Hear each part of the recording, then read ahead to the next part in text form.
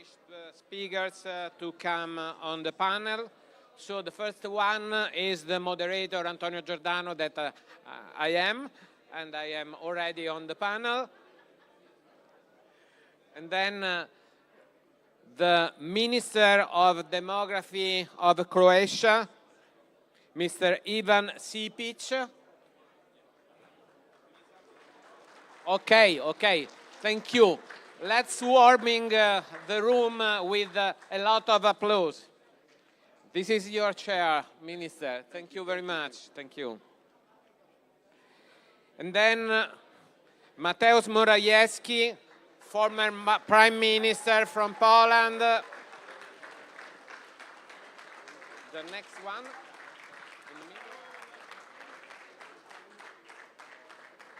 Antonella Sberna, Vice President of the European Parliament, Italy.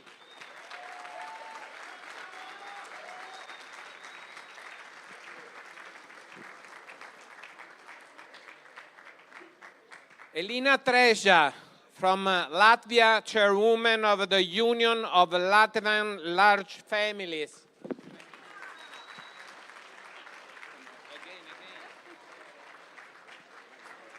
And then we have online the Minister for Family, Natality and Equal Opportunities online, Eugenia Roccella.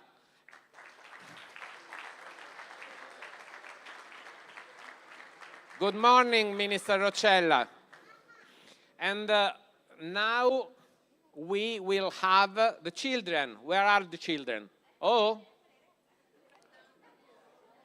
come on the stage. Children, children, children.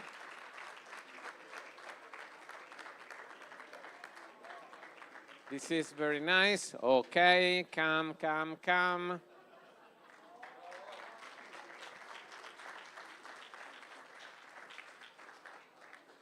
So now we will say thank you to the countries that sent a delegation, because we have a huge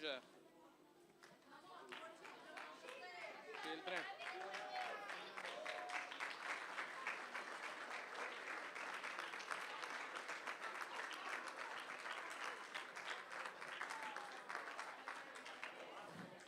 Then we have delegations from 27 nations, and I want to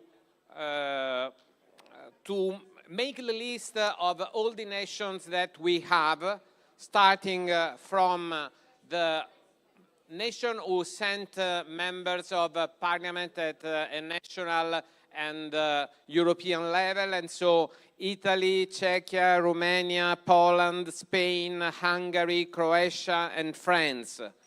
And then all the other nations that are Lithuania, Bulgaria, Estonia, United States, Finland, Ireland, Portugal, Latvia, Denmark, Israel, Serbia, United Kingdom, Iceland, Venezuela, Armenia, Sweden, Netherlands, Germany, and Albania. A big applause to all these nations.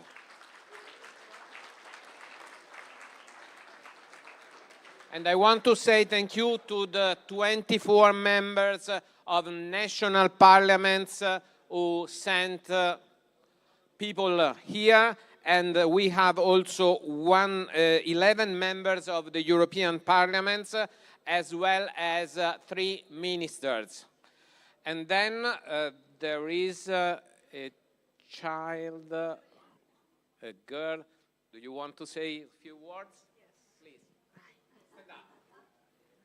So, family is the main place where love, happiness, and experience is born. And these 2 days for me have been very important, because I spent time with my family, and I have memories which I'll never forget.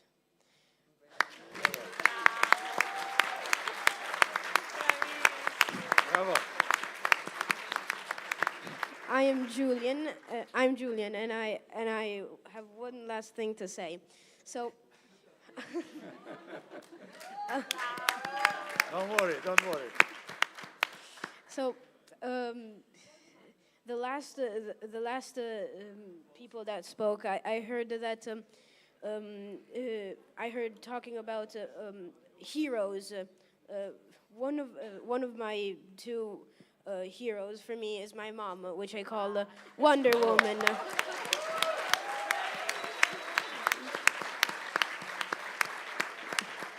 And yeah, that's it. So. Who? Uno di voi tre. Adrian? Okay. Per tutti, dai. Okay, you can remain on the stage because it is the best way to celebrate the family, to talk with a lot of children around. When you are tired, you can go, but if you stay, we are happy. So we have a video for introducing the topic. The volume, please.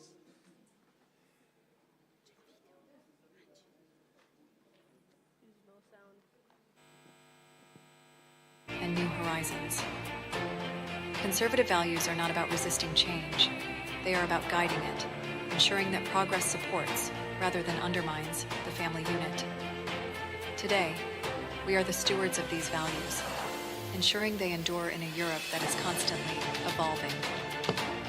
It is through this balance, between firm roots and new horizons, that we secure a future where families can continue to thrive. Firm roots, new horizons. A Europe where family values are not only preserved, but strengthened for generations to come. Conservative values, pragmatic solutions.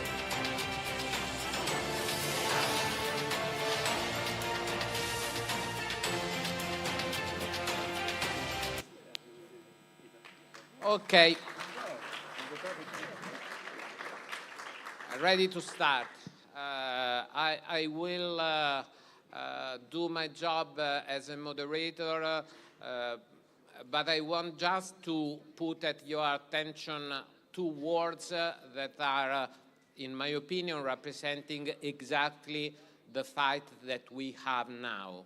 We have the fight between values and homologation. If you think to the China during the Mao Zedong regime, you remember that all the people were dressed the same way. No difference between men and women.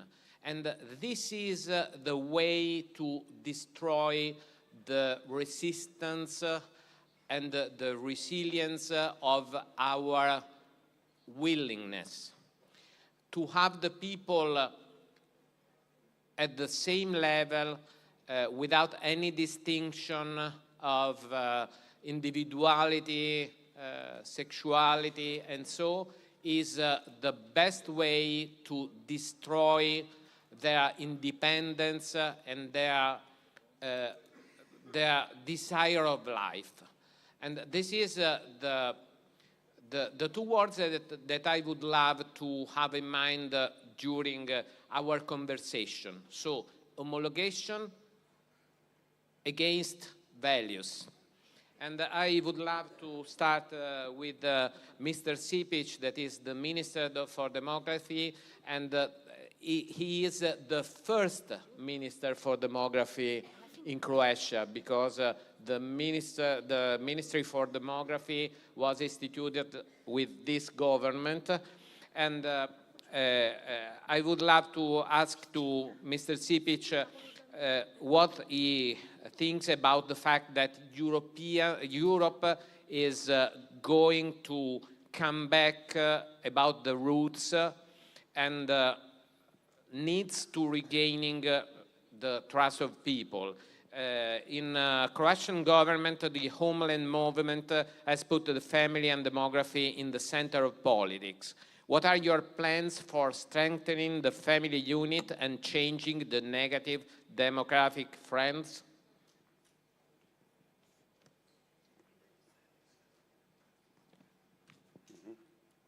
Just a second, please. Are we a little late with that? Okay. Hvala vam lijepa.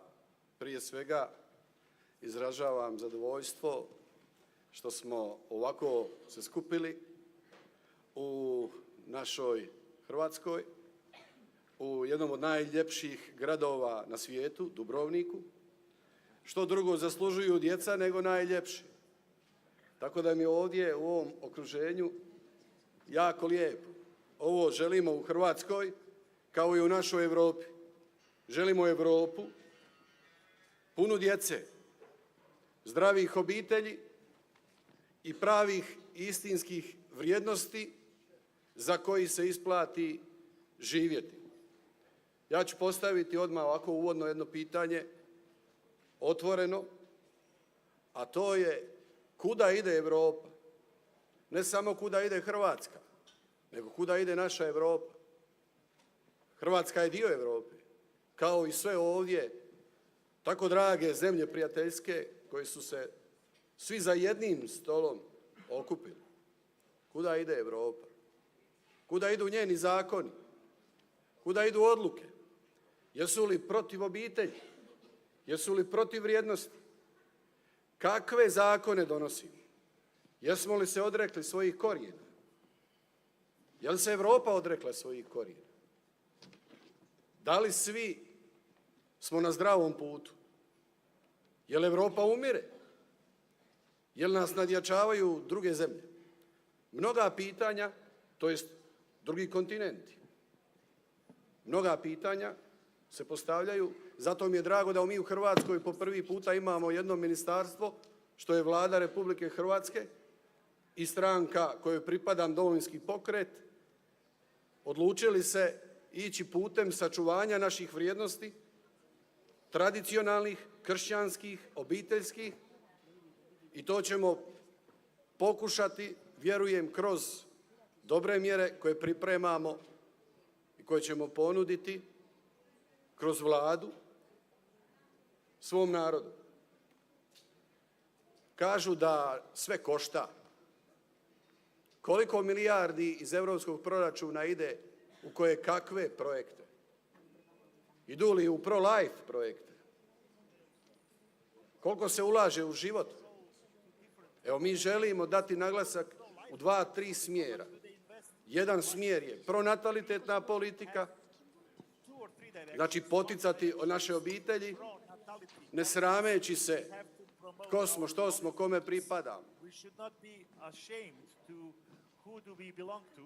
Svi dolazite iz različitih naroda koji imate, svaki narod ima svoju vrijednost i vrijednosti koje zastupa. Jesu li nas neoliberalne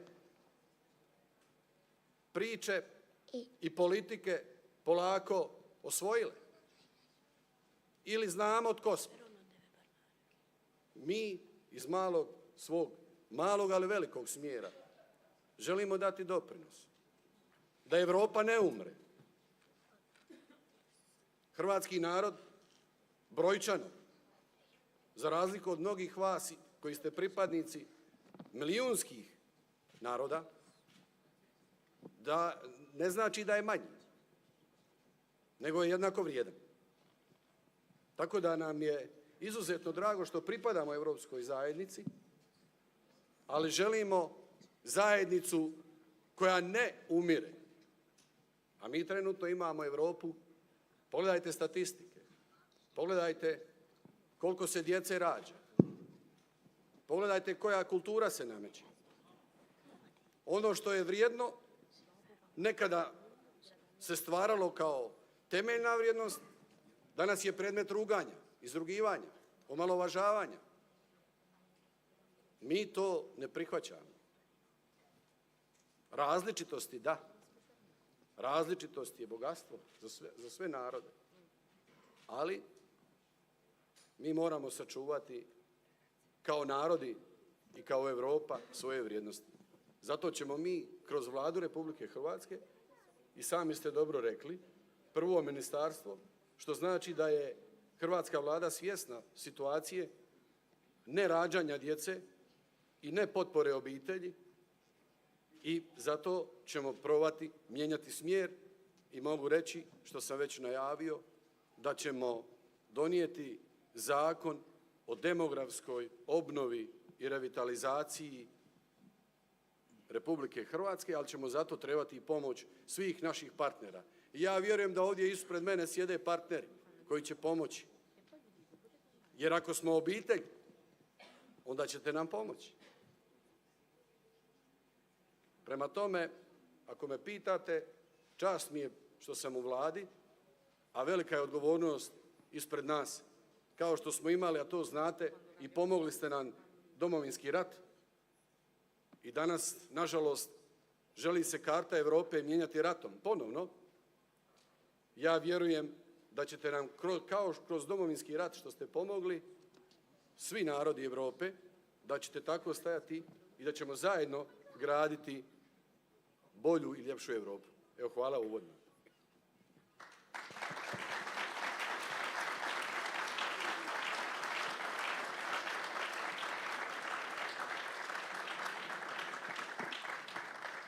President Morawiecki, ragazzi, se volete scendere, scendete pure, eh?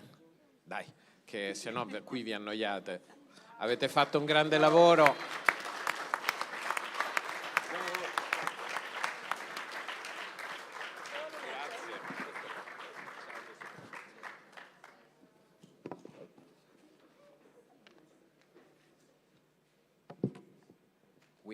We can involve the children, but there is a limit.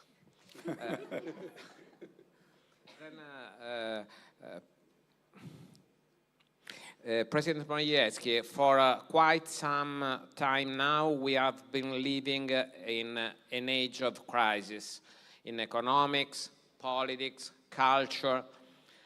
One thing seems certain: uncertainty and change. What do you see as the greatest threat to Europe's future today?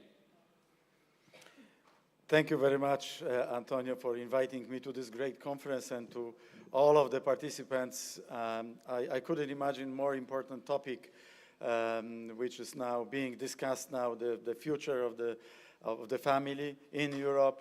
That's not only an excellent topic, but I just believe that without reshaping our policy towards family in Europe, there will be no Europe, unfortunately. So we have to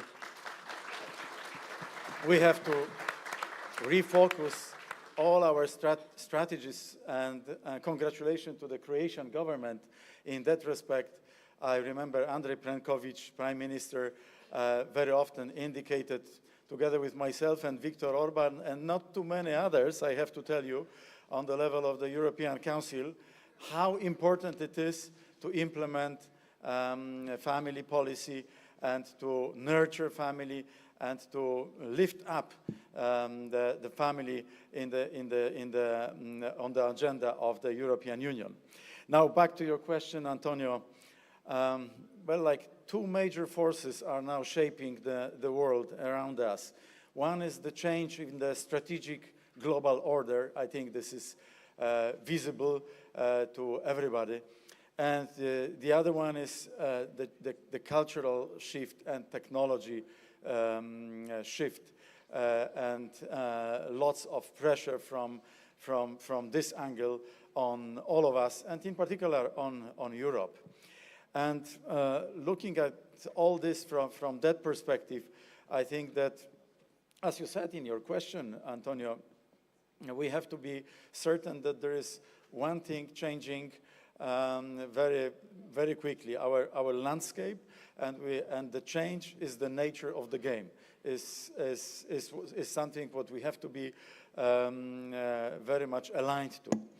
And the global order is a very big question, so I will immerse for a moment into the change on the European scene. well, like roughly speaking, the model of the European Union, and in particular the northern part of the European Union, Germany,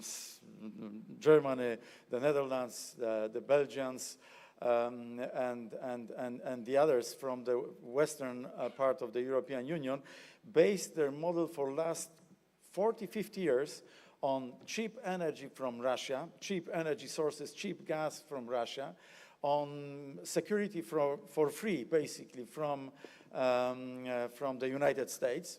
At least since 1989, there was a huge shift of resources from the security on many other policies.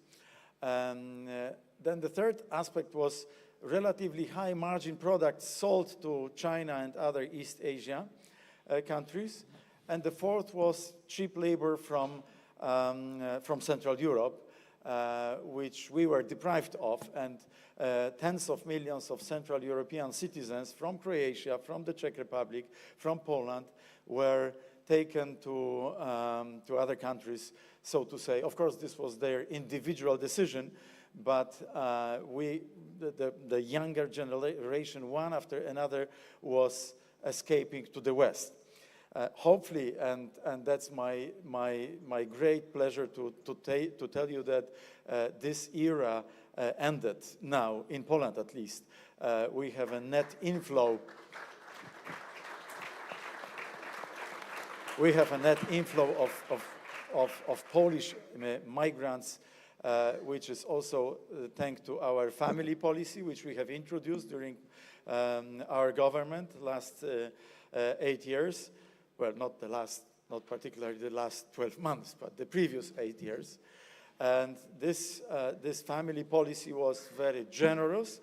Having said that, and now I'm moving to the latter part of my reply, to the cultural shifts, cultural changes, but so that our very generous family policy was not able to overcome those shifts, those cultural shifts. This is also why we need events like this, why we need discussions like this, the panels like this, to discuss what should be done on a European level to change it. And what should be done, in my opinion, is the shift towards modern conservatism. And this is not an oxymoron for me. For me, we have to be, I don't see the opposition between modernizing the world around us, because everybody wants it, and the youth in particular want it. We cannot turn a blind eye to this. But at the same time, all the changes have to be rooted in the identity, have to be rooted in our tradition, in our Christian values. And I strongly believe that we can combine the two. We can present a very attractive offer for the younger generations, but at the same time, those proposals can be rooted in our values very, very strongly. And this is why promoting family life, promoting family as such, is the future of Europe. I cannot imagine that we can survive as Europe, as European countries, surrounded with this, the current leftist agenda, without promoting family life. And this is why I'm so grateful for you, that you are organizing events like this here in Croatia, in Dubrovnik. And my last couple of points in that round of our panel is that I believe that in the era of loneliness, in the era of alienation, family life offers something invaluable, relationship with the others. The value which is now being forgotten in big parts of the society. And this is the wrong tendency which we now observe. And we should fight to bring back the previous and the very strong family values on the very top of the agenda of the European Union. And this is also in that context I would like to mention the new technology, which I started with also as the big technological change in the world, because as much as I see the virtues and good things coming with it, I also realize that there are a lot of jeopardies, in particular for our children and for our youth, but not only this. I think that here is where the European Union as such, and our member states on our own as well, we should present a very wise reply to the jeopardies which were so smartly presented in a brutal book, which I can recommend to all of you, by Yanis Varoufakis, Euro Feudalism, which was exactly about the big digital platforms and how they change our life, and how they also have an impact on our family life. It might be peculiar and strange to you that I'm recommending a book which was presented by the Minister of Finance from the Greek government of Syriza, which was very leftist, but here it is where all people of goodwill who realize how dangerous some phenomena are for family, for relationship building, and for our countries, we should unite at least on some common denominators to fight with those bad forces, so to say. Thank you. Thank you, President Morawiecki, and I would like to come to Minister Roccella. Minister Roccella, it's not an easy moment of our world, wars, phenomena that we are not yet ready to manage, like the AI, but the policies of the Italy's government seems to be shaping the European agenda. What is the project of the Italian government about demography, and how do you think that this can influence the European context? Grazie intanto per l'invito a questo incontro, per il tema che è stato scelto, e un saluto a tutti gli amici di ECR e in particolare ai relatori. Il governo italiano ha messo il problema demografico, il problema della famiglia, perché ovviamente sono due problemi strettamente collegati, al centro della sua azione. Però, come giustamente ha notato, il tema deve essere proiettato in una dimensione europea. Altrimenti i singoli governi non possono farcela, perché bisogna ricordare che ogni nostra nazione europea è sotto il cosiddetto tasso di sostituzione, cioè siamo tutti in crisi demografica. L'Italia lo è in modo particolare, ma anche i paesi con il maggior tasso di natalità sono sotto il tasso di sostituzione, quindi sono in prospettiva in una situazione di futuro spopolamento o comunque futuro calo demografico. E non c'è, secondo me, in Europa una sufficiente urgenza, una sufficiente attenzione al tema. Abbiamo messo una enorme attenzione alla transizione verde e una scarsa attenzione invece alla transizione demografica, che è quella che ci investirà con più forza, con più impatto nei prossimi anni. Io penso che oggi l'Europa dovrebbe considerare la natalità almeno con l'attenzione, con la concentrazione con cui ha considerato la transizione verde. E come farlo? Allora, dobbiamo farlo sotto due aspetti. Prima di tutto, appunto, con la consapevolezza che questa è una priorità per la nostra agenda europea, perché parliamo di next generation, ma poi dobbiamo fare in modo che questa next generation ci sia e sia nutrita, non sia fatta di pochi giovani.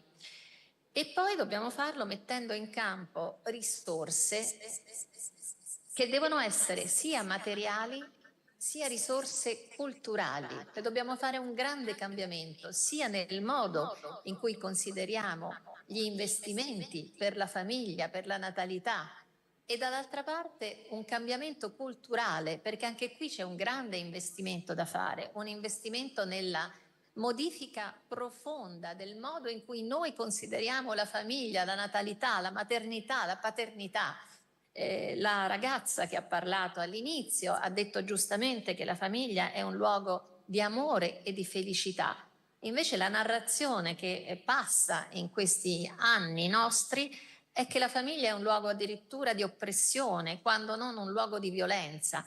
E dall'altra parte poi c'è proprio un linguaggio che va reinserito nei nostri documenti europei. Non c'è più la possibilità di usare le parole sessuate, di dire maternità e paternità. Bisogna cercare di usare sempre parole neutre.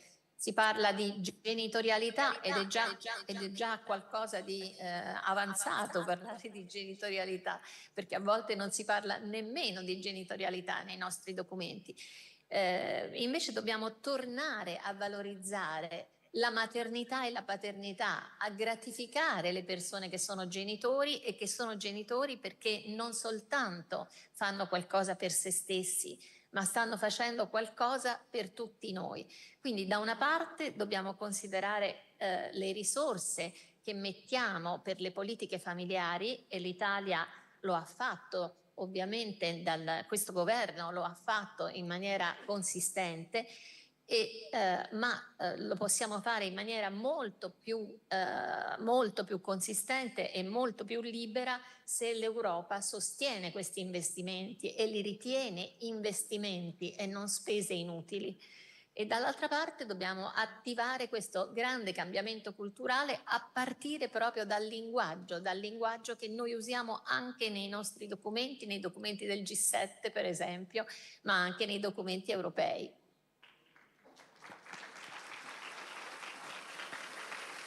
Grazie Ministro Roccella. Adesso c'è una S che... Sì. Adesso faccio una domanda provocatoria al vicepresidente Sberna. Lei è un genitore 2? Io sono una mamma. Beh. Non mi vuole.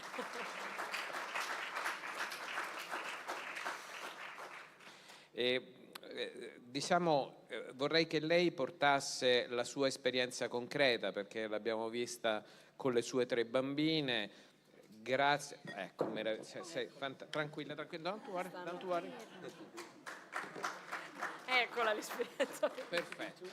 Adesso proviamo a insegnare ai bambini, quando cercano un aiuto, a dire: dov'è il mio genitore 2? Così vediamo se funziona.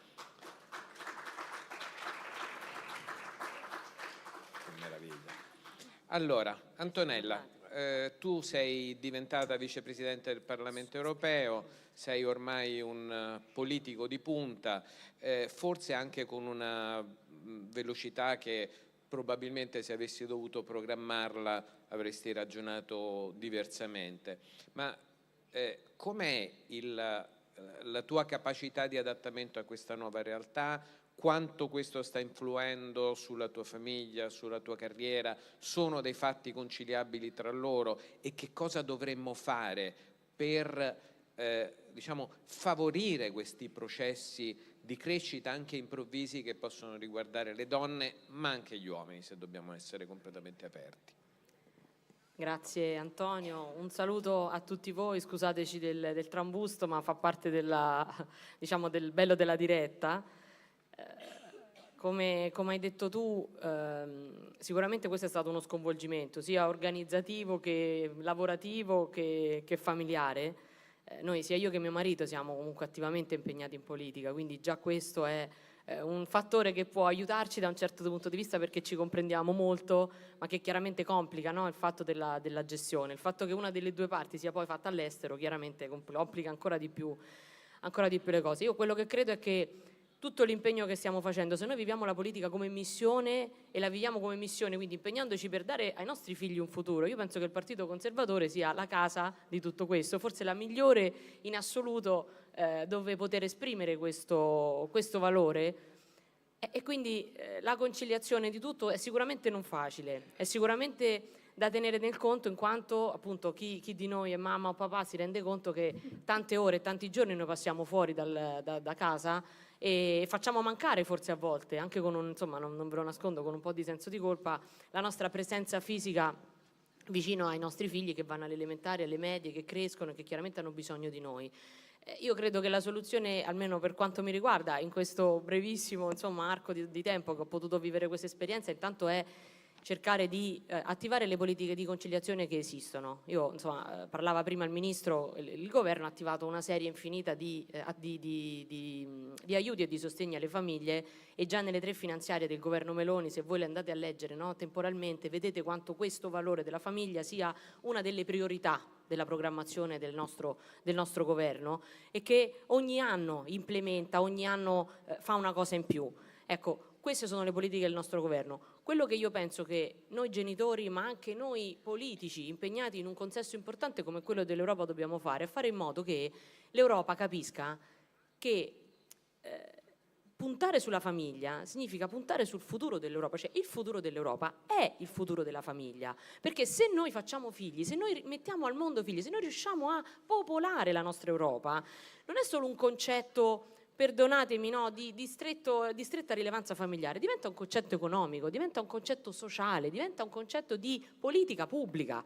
Allora, più che immaginare delle singole misure, che ovviamente sono fondamentali e importanti, sia all'interno dei governi nazionali e in quelli dell'Unione Europea, secondo me bisogna proprio fare in modo che il concetto di famiglia, il concetto di natalità diventi una delle priorità all'interno di tutti i comparti della programmazione europea, che non diventi faccio un bonus perché così ho messo il bollino che ho fatto una cosa per la famiglia. Le politiche di coesione che non finanziano direttamente la famiglia con una misura diretta all'individuo come fa il FESR, magari un po' discutibilmente ultimamente a volte, ma insomma anche quello lo fa direttamente. Cioè le politiche di coesione, che sono quelle che finanziano le infrastrutture europee, vanno secondo me ripensate o rideclinate ancora meglio, e insomma speriamo che chi andrà a ricoprire questo incarico, data la sua esperienza, lo faccia nel migliore dei modi, ma ne siamo certi. Vada a pensare questa riorganizzazione di queste politiche di coesione proprio nell'idea di dire finanzio infrastrutture che ripopolano ad esempio le aree interne, che favoriscono i piccoli borghi, che sono tanta parte della nostra Europa, le piccole comunità. Cioè, noi parliamo di natalità e denatalità, i dati ci dicono che abbiamo un rapporto di 1 a 7, no? Se noi andiamo in una piccola realtà di un comune piccolino della nostra Italia, ma penso anche della nostra Europa, questo dato diventa drammatico, perché per 5 bambini che nascono ne muoiono 30 nello stesso anno, e questo è impossibile se noi vogliamo puntare sull'Europa. Quindi io credo che il grande messaggio che dobbiamo far passare, tutti noi che siamo impegnati, ognuno in un ministero, in una presidenza di un consiglio, in un Parlamento europeo, in un Parlamento nazionale, è quello di dire poniamo la natalità e le politiche della famiglia come uno degli obiettivi. Parliamo del Green Deal, no? Allora abbiamo fatto, ecco, poniamo la famiglia come un obiettivo da raggiungere veramente a livello internazionale. A quel punto ognuno nella sua prerogativa, nella sua commissione, nella sua alveo di azione deve tenere conto che per arrivare a quell'obiettivo deve prevedere all'interno delle azioni del proprio ministero o della propria commissione parlamentare degli indirizzi su questo. Io penso che questo sia il cambiamento culturale e mentale che ognuno di noi deve fare nella responsabilità di genitori, ma anche di politici e di amministratori che ci troviamo a vivere questa epoca, e per lasciare qualcosa di buono a questi qua davanti a me dobbiamo fare questo lavoro, altrimenti ci raccontiamo tante cose. E io ti volevo ringraziare, non l'ho fatto all'inizio, ma per offrirci questo spunto di riflessione, perché io credo che da momenti come questo, al di là delle belle chiacchierate, veramente possano uscire degli spunti importanti, perché poi da domani mattina ognuno di noi torna nel proprio ruolo e nel proprio consesso lavorativo e può portare un cambiamento, può rileggere quello che sta facendo con una nuova chiave di lettura, che non deve essere però una chiave di lettura solo delle nostre coscienze, ma deve essere posta, secondo me, in modo anche formale nelle agende dell'Unione Europea, delle nostre nazioni, senza scordarci che ogni nazione farà poi la sua politica, ogni nazione farà il suo lavoro, perché noi siamo per l'Europa delle nazioni, ma queste nazioni, se hanno un faro che a livello europeo comprende una politica più ampia, chiaramente sono messe ancora di più nelle condizioni di lavorare.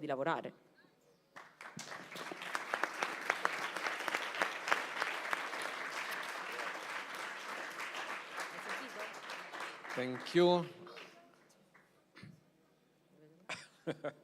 Okay, now it's your moment, Elina. Elina Treija is a former member of the parliament, of the Latvian parliament, and now is the leader of an association that is like a think tank or more operational. I would love that you could explain better, but it is dedicated to the large families. And this is something very interesting because I didn't see an organization so structured before. Can you give us your experience or part of your experience in Latvia? Of course, yeah, thank you. First of all, I want to use my opportunity to express huge respect and gratitude for you, Mr. Morawiecki, and for Poland's strong position against the evil Russia. With such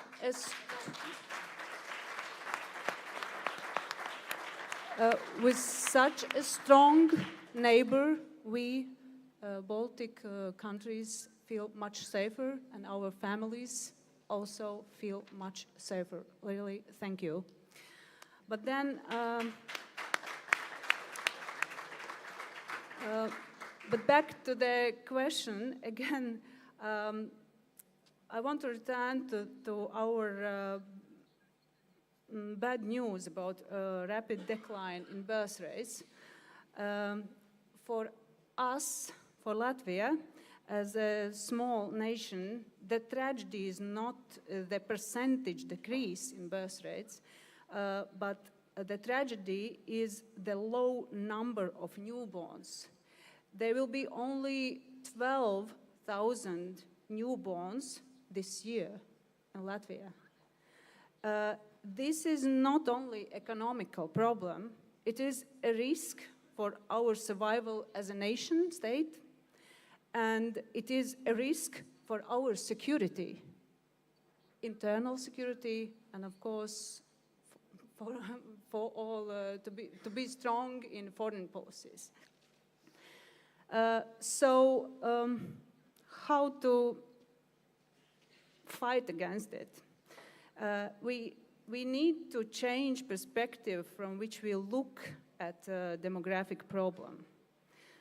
Until today, Brussels' family policy was limited to promote work-life balance, that's all. But we have to accept that for young people who are sitting also here,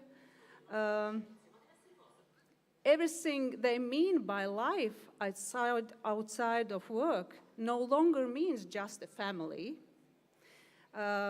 I will say even more categorically, the new generation does not associate the term life with a family. And the family as a value and the goal of life has significantly lost its position.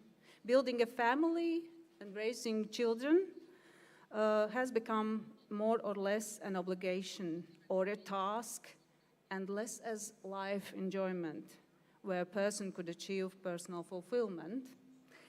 So political planners, like you, hopefully like me, must be able to create an environment in which each individual can make maximum professional and academic contribution to the country.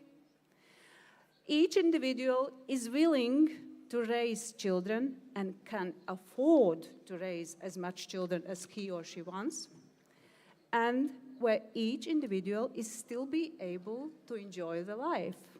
Freedom to achieve personal fulfillment, do his hobbies, and etc., etc. So our task is, of course, to keep the family value as substantial and heavy as possible.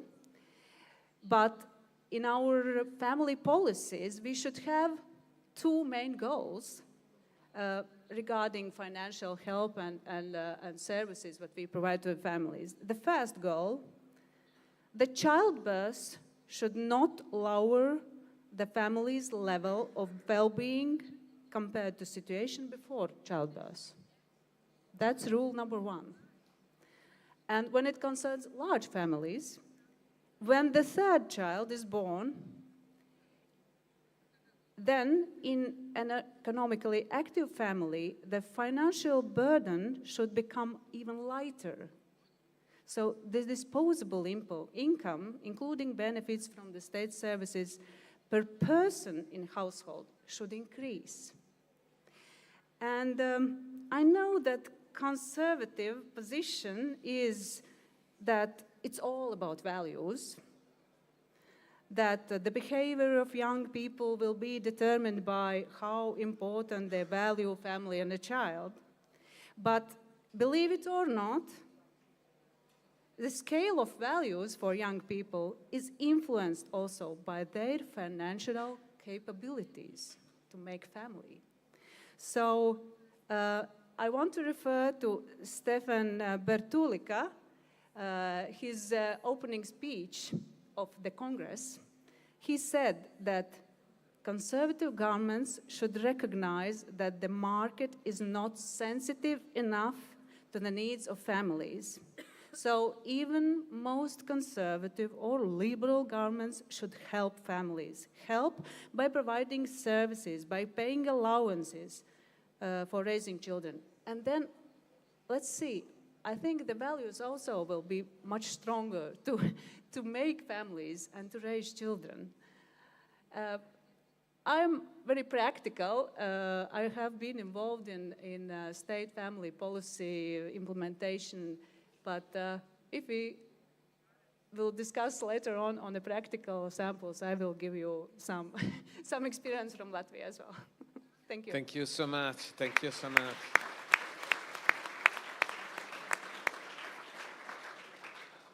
Minister Šipić, Croatia is under storm because it seems that in a few years, because 70 or 80 years is in some way short term, the population will become less than 3 million. And what can do, in your opinion, the government for improving policies for natality, for family, pro-life? Can this change and turn the way for the population increasing?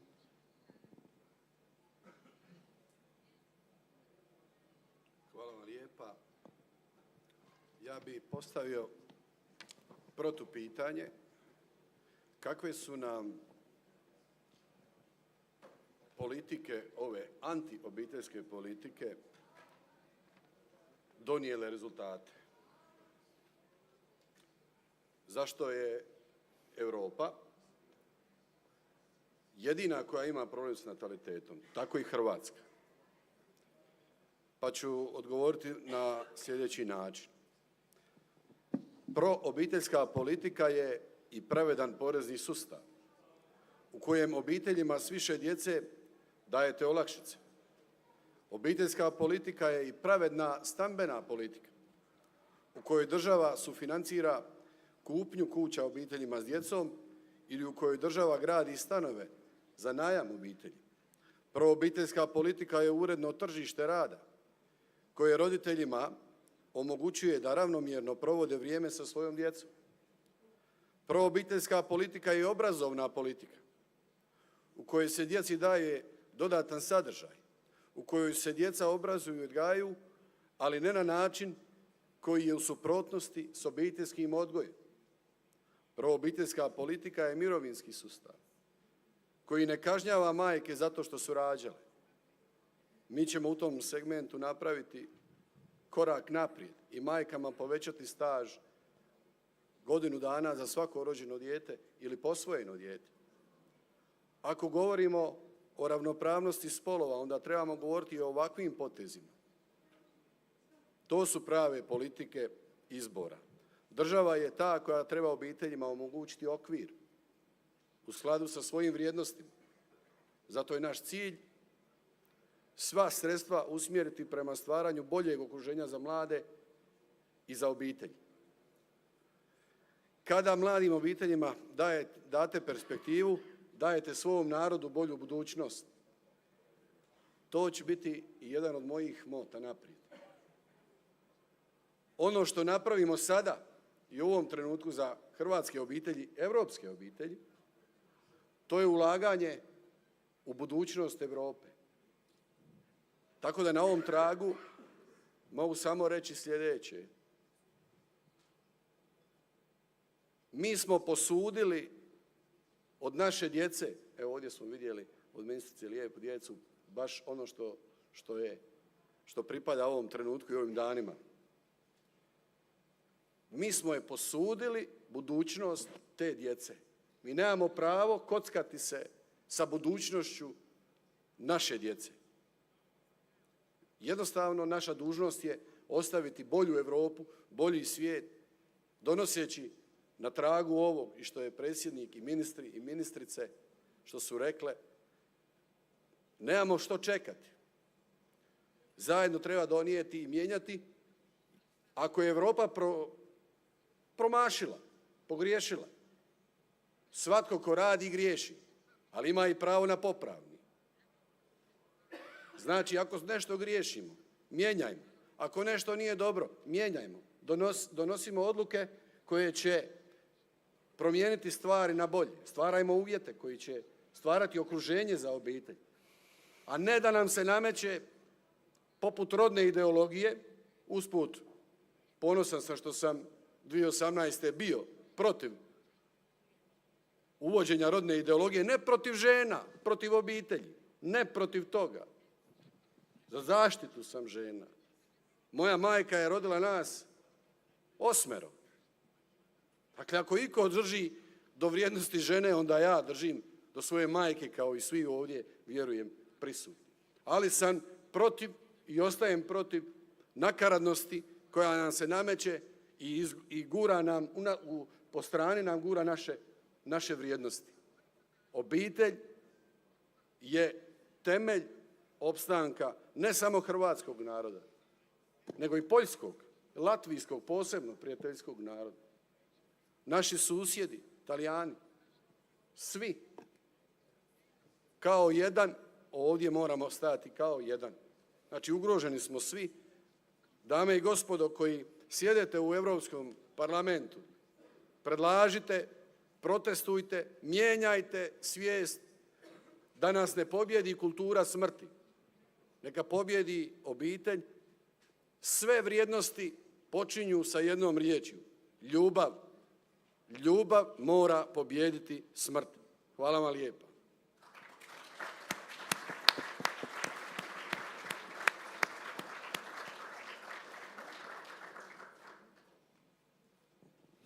Ministro Roccella, l'Italia ha approvato recentemente una norma che considera il reato di procreazione assistita, o come si usa qualche volta dire gestazione per altri, come reato universale. Devo dire che all'inizio, quando si cominciava a parlare di questa cosa, non mi era chiaro lo scenario, ma ho assistito a una sua spiegazione alla Camera dei Deputati, dopo la quale diciamo, ho avuto una visione chiara. Più che sul tema della discussione mediatica che avviene in questi giorni, perché ci sono, insomma, c'è della stampa che dice che è una norma liberticida o le solite cose che sentiamo. Io vorrei che lei ci ridesse quel quadro che io ho sentito e che mi ha talmente colpito che oggi ho veramente una opinione chiara sul problema, perché penso che quelle cose che lei ha detto a noi quel giorno non sono sufficientemente capite e percepite dalle persone che non hanno potuto avere l'opportunità di ascoltarla di prima mano. Grazie davvero di questa domanda, perché la legge che abbiamo appena votato, che abbiamo fatto, è stata interpretata in maniera rovesciata rispetto alla verità dei fatti da tanti media internazionali, prima di tutto il New York Times. Io vorrei intanto dire che è una battaglia di civiltà. Si dice spesso di molte leggi che sono leggi di civiltà, battaglie di civiltà, ma io credo che veramente questa lo sia, perché c'è una verità molto semplice: non si può togliere una madre a un bambino, non si può togliere un bambino a una madre.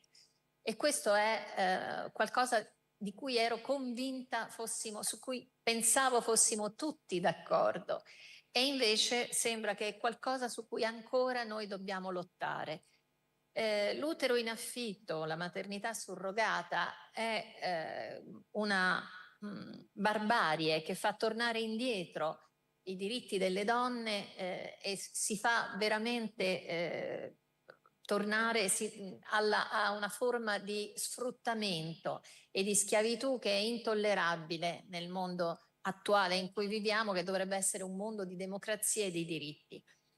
La maternità surrogata è organizzata all'interno di un sistema commerciale transnazionale che vuol dire che tutto si compra e si vende, a partire dai gameti. Si comprano i gameti delle donne giovani e belle, perché sono quelle che devono trasmettere il DNA, e poi si affitta invece l'utero di una donna che deve avere altre caratteristiche.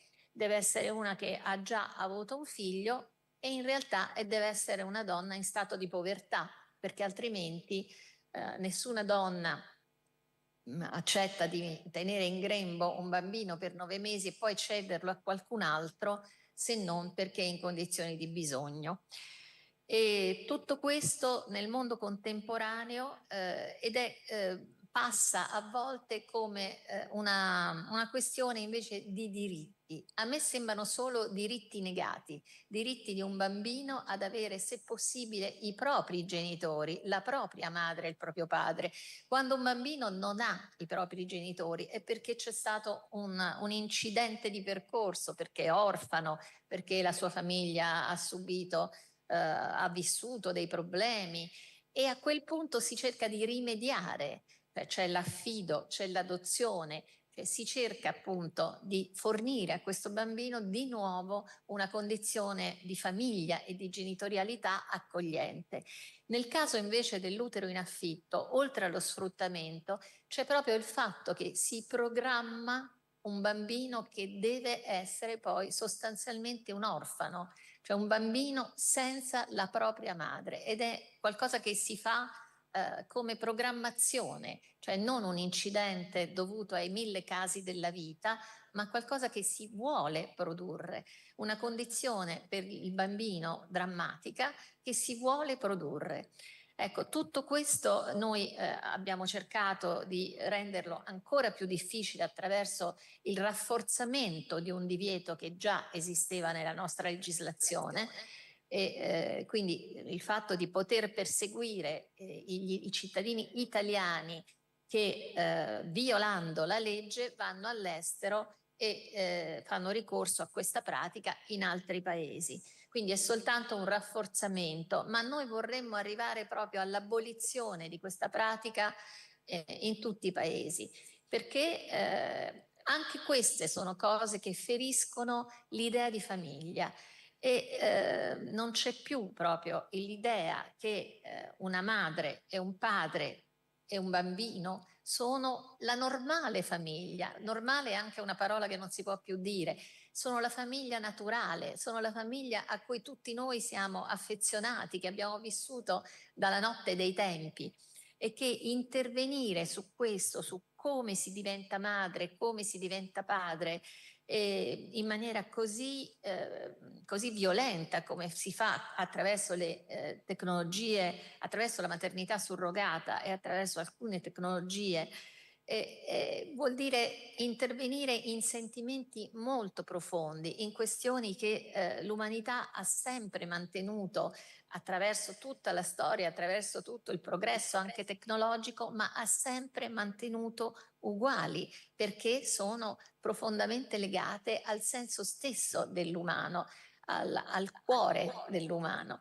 Ecco, io penso che su questo, cioè sul ripristino di alcune parole, di alcuni concetti e quindi anche di alcuni sentimenti, per esempio la gioia di essere padre e madre oggi è oscurata anche per questo motivo, cioè anche perché si dà a tutti l'idea che si può essere madre e padre attraverso un commercio, cioè attraverso una compravendita. E invece non c'è niente di più gratuito dell'amore materno e paterno, ed è questo che, a cui dobbiamo tornare attraverso anche le cose che abbiamo detto prima, cioè attraverso risorse, cambiamenti culturali, investimenti, perché per mettere al centro la famiglia c'è bisogno, l'abbiamo detto, sia di cambiare la cultura, sia di spendere, di investire risorse proprio per sostenerla e per crearle intorno a un clima amichevole. Grazie Ministro Roccella. Antonella Sberna, come pensi di portare in Europa le politiche che il governo Meloni sta facendo in Italia? Quali di queste pensi che siano implementabili a livello europeo perché possano contribuire a determinare una nuova base per la crescita della famiglia?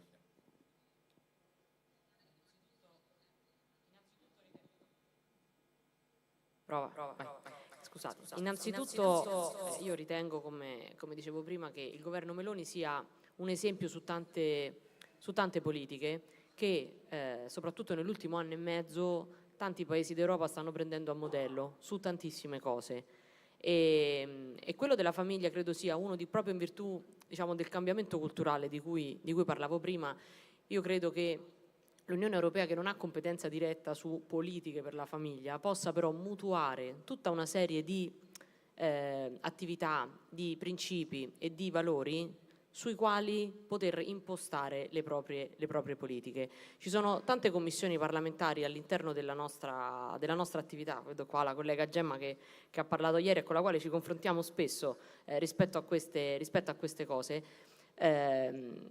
che hanno parte di competenza rispetto ai servizi per la famiglia, perché non abbiamo una commissione nella quale uno può sedersi e dire io qua tratto dall'A alla Z tutti i servizi, tutte le opportunità, tutte le cose che possono concorrere, no, alla creazione di una politica europea per la famiglia, e quindi sono tutte divise a seconda delle varie commissioni. Questo però da una parte è un problema, se vogliamo, dal punto di vista organizzativo, dall'altra paradossalmente ci consente di entrare nel merito di tutte le altre politiche e lavorare a comparti, quindi tematici, all'interno delle commissioni. Parlo della Commissione Cultura, per esempio. Una cosa che c'è stata agli onori della cronaca ultimamente è come si spendono i fondi dell'Erasmus, no? Perché non è solo i ragazzi che vanno all'estero, è una programmazione FESR importante che a volte finanzia cose un po' esotiche che sono state agli onori della cronaca.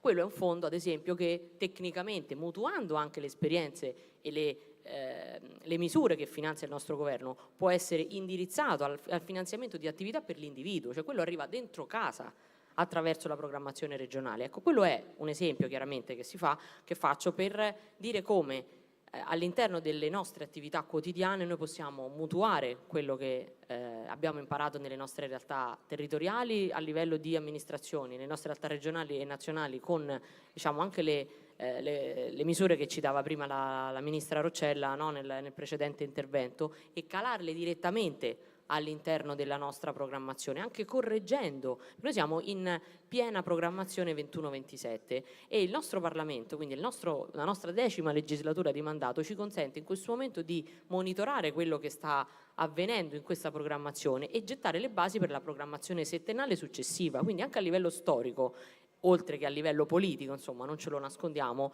è un'opportunità a questo momento. Quindi quello che l'ECR, anche proprio per la sua importanza, se volete, consentitemelo, all'interno del nuovo Parlamento, cioè avere 2 vicepresidenti dell'ECR, di cui uno di Fratelli d'Italia, al di là che poteva essere Antonella, ma chiunque di noi colleghi, è un dato importante. Significa che veramente anche all'interno del processo decisionale del Parlamento europeo abbiamo cominciato e possiamo cominciare a portare la nostra voce, che è la voce di persone serie che stanno lavorando, che hanno dei principi ben saldi da cui partono e che hanno a cuore però, e questo consentitemelo, non solo l'esito dei figli e degli esponenti dell'ECR, ma dei figli e degli esponenti di tutti i partiti di tutta Europa.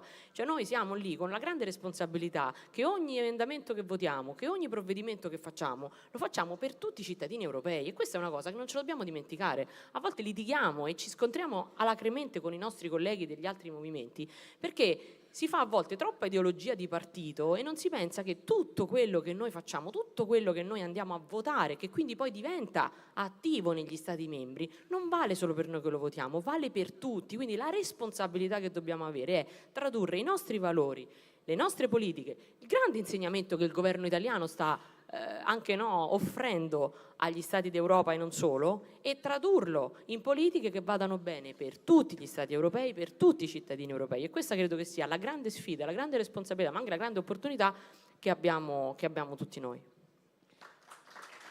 Grazie mille. Elina,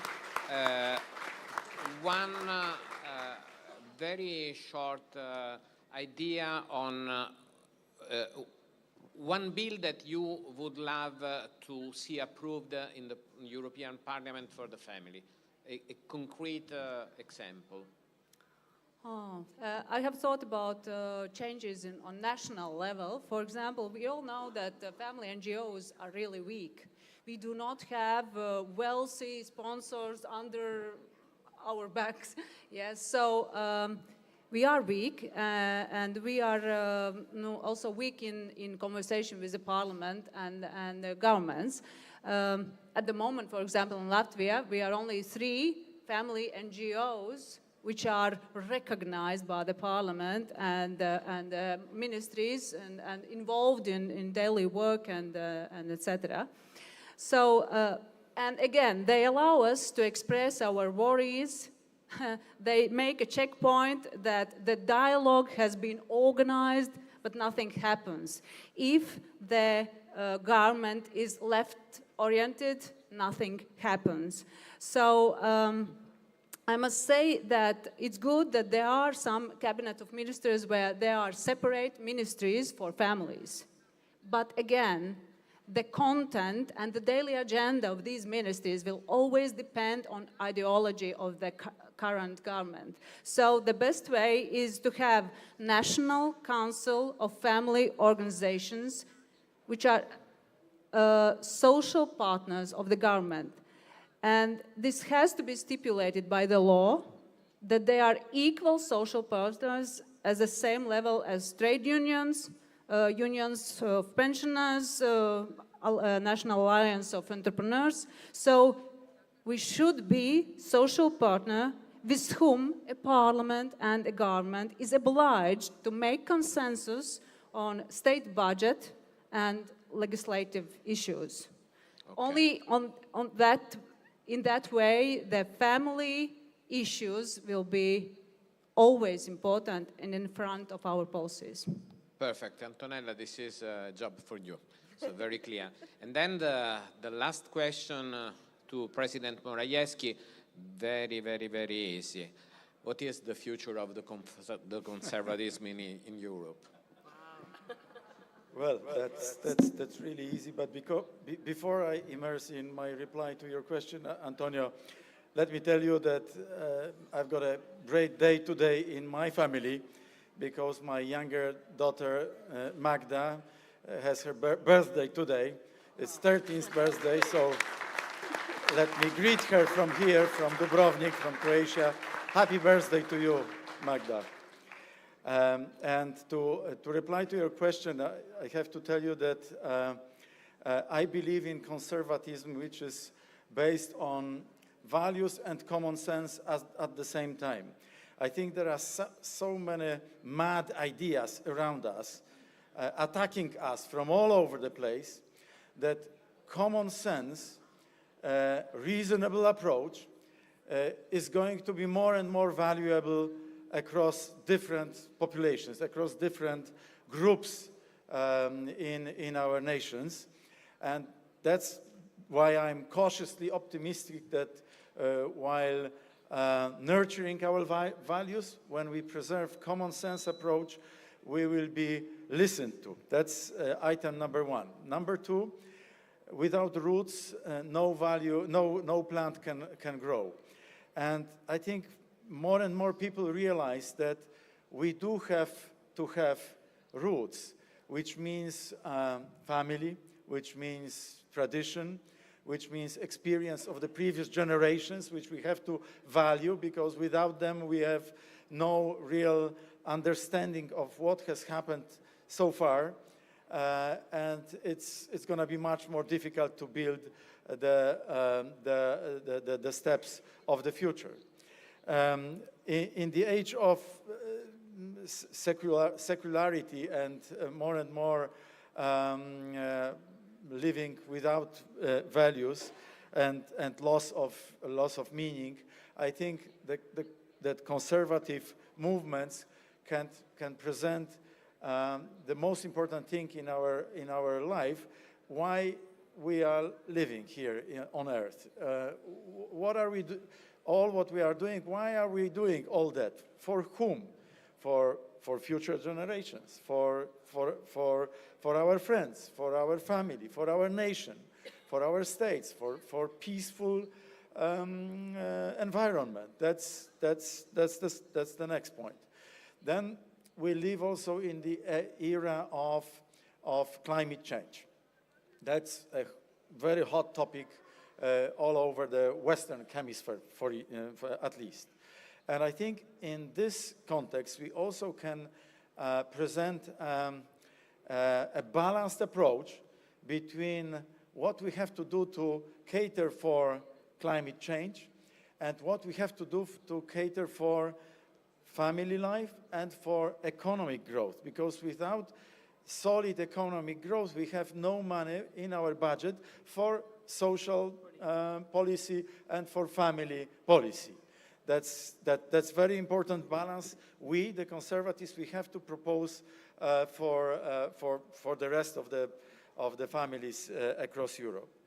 And in an era of radical individualism, isolation, which we experience around us, I think the conservatives, we can promote community life. We can promote, and this is what we are doing in Poland. In my party, we can promote the value of community life, local life, local communities, municipalities, but also, as our friend from Latvia said, it's very important to promote those organizations, non-governmental organizations, think tanks, which promote the value of community, the value of family.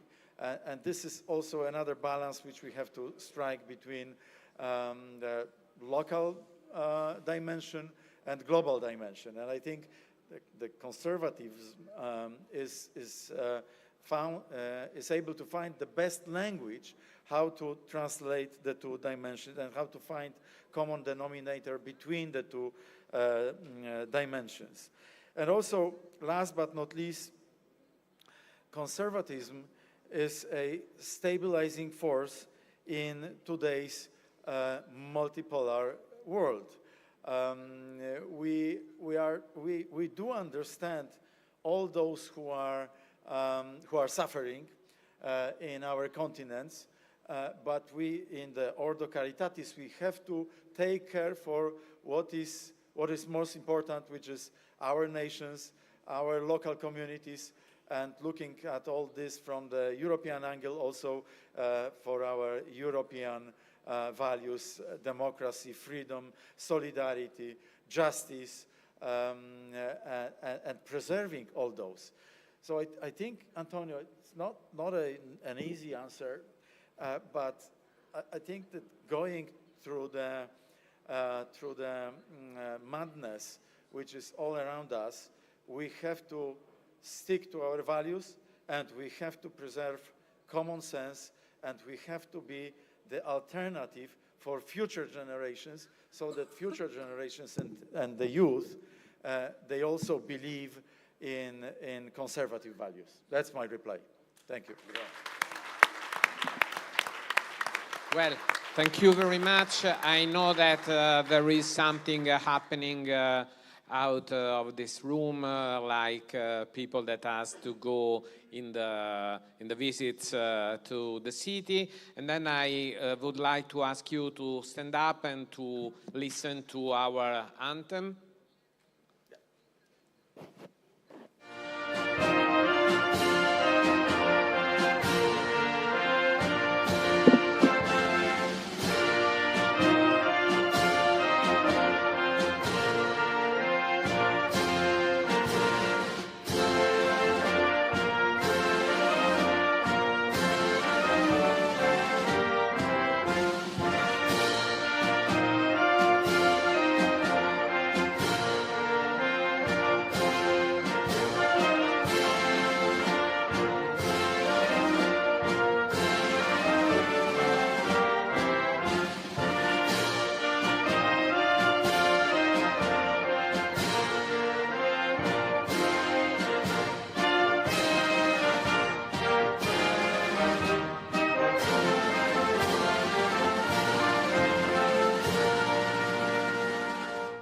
Now, thank you, Croatia.